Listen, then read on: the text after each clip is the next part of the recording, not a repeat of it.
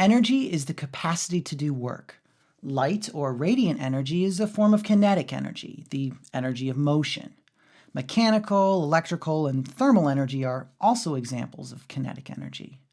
Potential energy, on the other hand, is stored energy, like the gravitational energy of an apple before it falls from a tree. And in falling, that potential energy is converted into kinetic energy. Nuclear and chemical energy are also types of potential energy, and it's chemical energy that's harvested by biological organisms to power a cell. The first law of thermodynamics states that the energy in a closed system can neither be created nor destroyed. This is basically the conservation of energy. And looking at this light bulb, we can see that it's transforming electrical energy into radiant energy. None of this energy appears out of nowhere or disappears without a trace. But as most of us know, not all that electrical energy is converted into light. In the real world, it's inefficient. In actuality, some energy is always converted into an unusable form, something that can no longer be used to do any work. And this unusable energy is usually heat. The second law of thermodynamics says that a bit of energy is always lost during transformation. Heat increases, energy or disorder increases. We can't reverse the arrow of time. A perpetual motion machine would be impossible too. But that's really for closed systems like the universe. Nothing comes in, nothing goes out. But we usually only deal with subsystems, which are open systems, and we can definitely move energy in and out of those. We can eat food, taking in chemical energy. We put gas in our car, and that gas came from deep within the Earth. Even a photon from a distant star billions of light years away can excite an electron in a plant leaf, which goes on to build a molecule of sugar. The soft glow of a light stick comes from the energy stored in chemical bonds. That goo in the light stick contains oxalate, TCPO, and a special fluorescent dye. That crack you just heard? That's a glass tube breaking and releasing a hydrogen peroxide solution into the mix. In this reaction, an unstable intermediate decomposes into carbon dioxide, releasing energy. We visualize that release of chemical energy with the fluorescent dye. The energy excites an electron in the dye, and once that electron sort of calms back down, it releases a photon of light. But we can also transfer chemical potential energy from one molecule to another by moving the electrons around. Redox reactions are coupled chemical reactions that transfer one electron between two molecules. The molecule that gives up an electron is said to be oxidized, and the one that gains an electron is reduced. It doesn't really matter how many bonds are formed or broken along the way. Different bonds contain different amounts of potential energy, so some chemical reactions release energy while others need some energy put into them. An exergonic reaction releases free energy. The energy of the reactants is higher than the energy of the products. It's kind of like a ball rolling down a hill. The amount of potential energy decreases over time, but it's not destroyed. It's converted into another form, kinetic energy in that case. An endergonic reaction, though, requires energy input. The products in the reaction will end up at a higher energy level than the reactants were. So in this case, now it's like we're pushing the ball up a hill. I have to put in energy to increase that ball's potential energy. But remember when I said that it takes energy to break a chemical bond?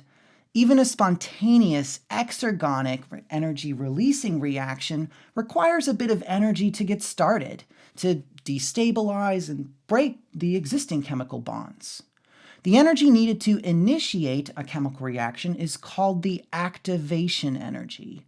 And it's kind of like having to push the ball out of a little indentation before it can roll much, much further down the hill. A catalyst lowers the activation energy of a reaction and speeds it up without being consumed in the process, so you get your catalyst back at the end of the day. A lot of metals or metal oxides are catalysts. For example, platinum is used in catalytic converters. It's part of your car's exhaust system, and it converts toxic carbon monoxide into carbon dioxide. The chemical reactions in a cell are catalyzed by enzymes. Most enzymes are proteins, but a few are made of RNA. Enzymes are biological catalysts, and they can accelerate a reaction many hundreds of times faster than normal.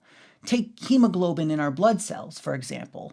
Hemoglobin carries oxygen, but it would take upwards of 2.3 billion years to complete just one of the essential steps of biosynthesizing hemoglobin without an enzyme to speed it up. With an enzyme, it only takes milliseconds. An enzyme has an active site that binds to a substrate, one of the molecules that'll be going through the reaction. Enzymes are extremely specific. They only bind to a single substrate like a lock and key, although occasionally they might bind to something similar, and there is some twisting on the enzyme's part, but we call that an induced fit. Enzymes might need an activator, though, to turn them on, or an inhibitor to turn them off. Some enzymes also incorporate cofactors, which are usually metal ions or coenzymes that aid in catalysis or participate in redox reactions, donating or accepting an electron. When building or breaking down biological macromolecules, there's a different enzyme that catalyzes each step of that biochemical pathway. Anabolic reactions consume energy, forming new bonds, building molecules. Catabolic reactions release energy, breaking and releasing the energy in the bonds of larger molecules. All of these reactions added together make up the metabolism of a cell or organism. Different organisms get their energy in different ways. Autotrophs are primary producers that make their own organic molecules, usually through photosynthesis. They'll convert radiant kinetic energy from the sun into chemical potential energy, which can be used whenever it's needed. Heterotrophs are consumers that break down the organic compounds produced by other organisms. They don't make their own stuff. ATP, or adenosine triphosphate, is the energy currency of the cell. You produce ATP by breaking down most biological macromolecules.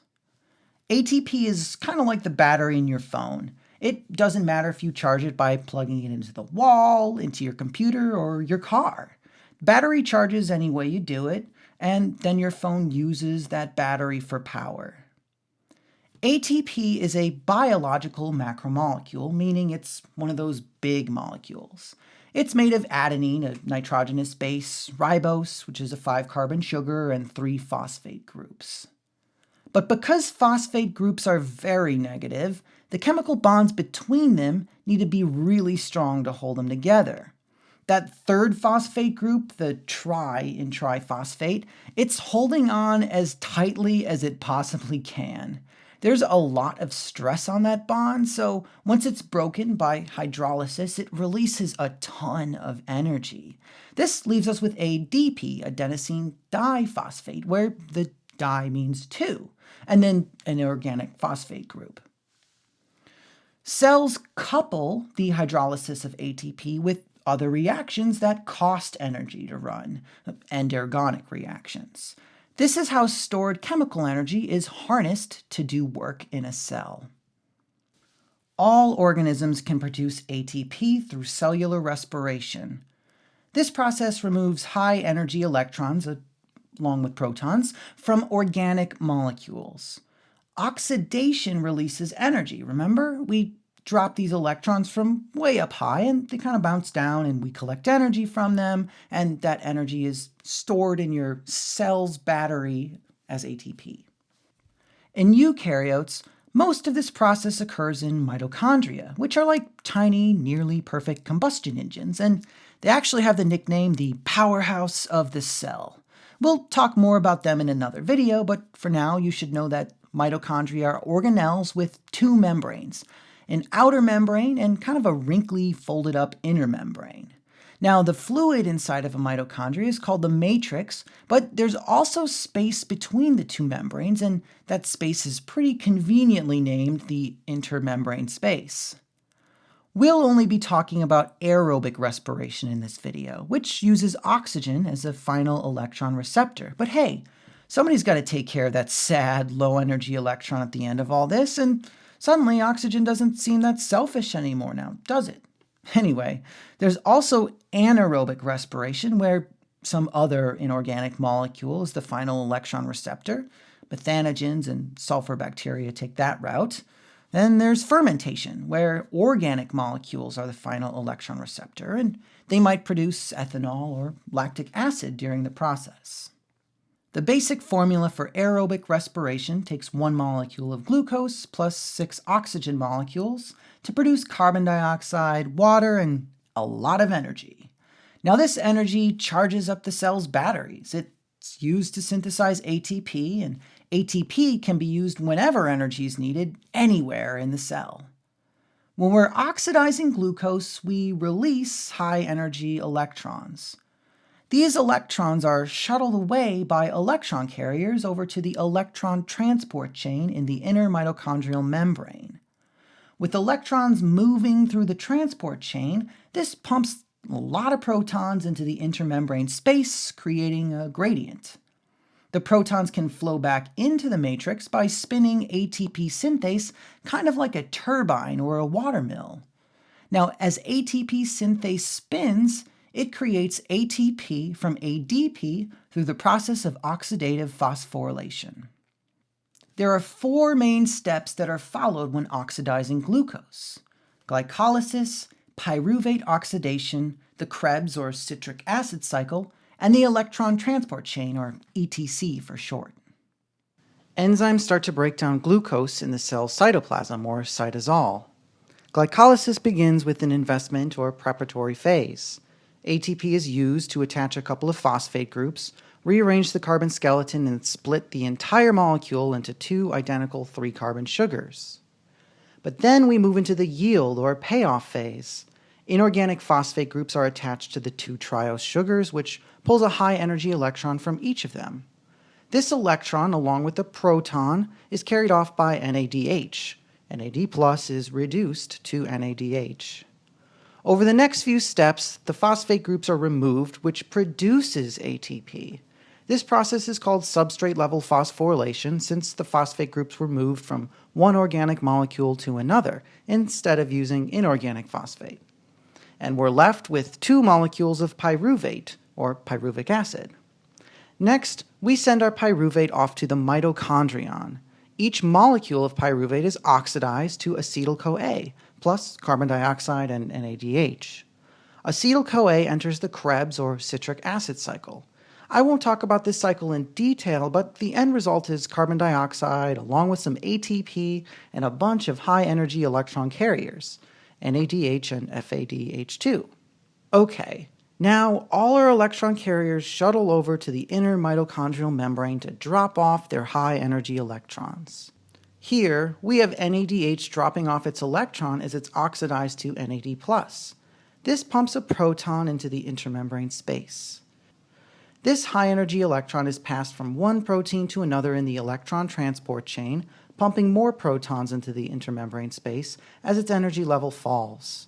At the end of the chain, this electron meets up with oxygen and a couple of protons, which combine to form water. Here, in aerobic respiration, oxygen is the final electron receptor. Now, since we have all these protons that were pumped into the intermembrane space, this sets up a strong electrochemical gradient. The protons really want to come back into the matrix to even things back out. This is where ATP synthase comes in. ATP synthase is the watermill. It's the turbine. For protons to flow back into the matrix, they pass through ATP synthase, which spins. And as it spins, ATP synthase synthesizes ATP. This is called oxidative phosphorylation, since it's using inorganic phosphate in the process. So how much energy did we get from a single sugar molecule? Theoretically, eukaryotes can get 36 ATP by catabolizing glucose. It cost us 2 ATP to kick off glycolysis, but we got 4 back from substrate-level phosphorylation.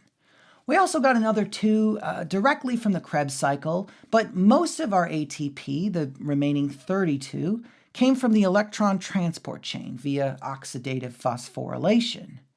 This is great and all, but in reality, the actual energy gain is closer to 30 ATP because it turns out the inner mitochondrial membrane is a little leaky, and occasionally that proton gradient is used for some other purpose. But at some point, we run out of sugar. We can catabolize triglycerides, fats, by breaking them down into fatty acids and glycerol. Those fatty acids go through beta oxidation and it produces acetyl-CoA, which can enter the Krebs cycle. This is actually pretty good, especially considering that the energy yield's about 20% higher than from glucose. Now, we can also break down proteins, and first we have to remove that amino group through deamination, and then convert that bit of carbon skeleton left behind into something we can send through glycolysis or the Krebs cycle. That's a little less ideal though, because we kind of need proteins for protein stuff. Anyway, that's cellular respiration in a nutshell. Thanks for watching, and I'll see you next time.